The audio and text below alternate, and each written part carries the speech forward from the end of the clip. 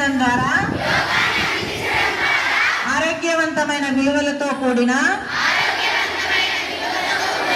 సమాజ నిర్మాణానికి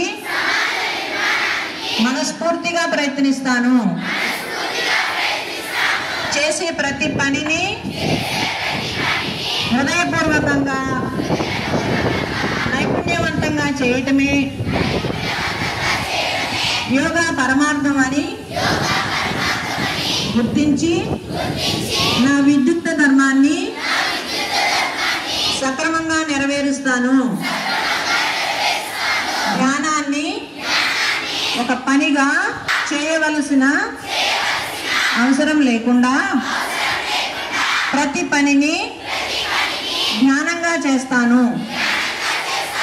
ప్రపంచ శాంతికి, భారతదేశ వికాసానికి మార్గదర్శనం చేసే విధంగా